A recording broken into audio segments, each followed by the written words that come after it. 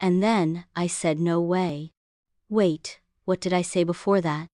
Hi friends, today we're talking about ellipsis, the way English leaves out words that are understood. It's like a sentence on a diet.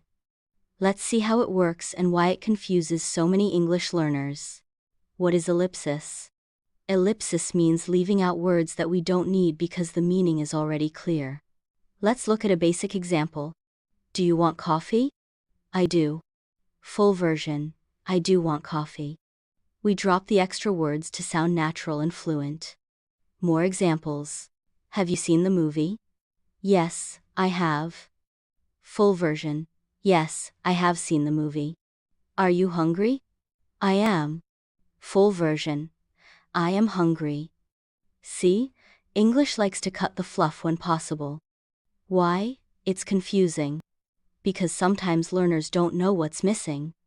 Let's say you hear, she speaks faster than I do. Wait, faster than what? Full, she speaks faster than I speak. English drops the repeated verb because we already know it. Another one, I wanted to go, but I couldn't.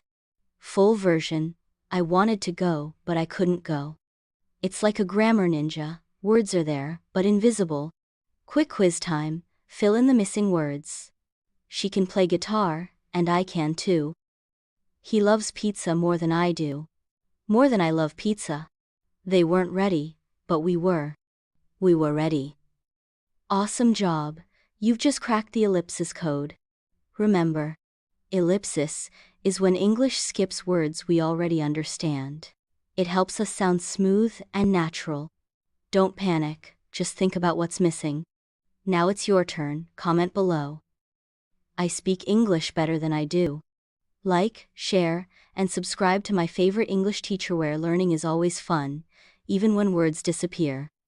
See you next time, bye bye.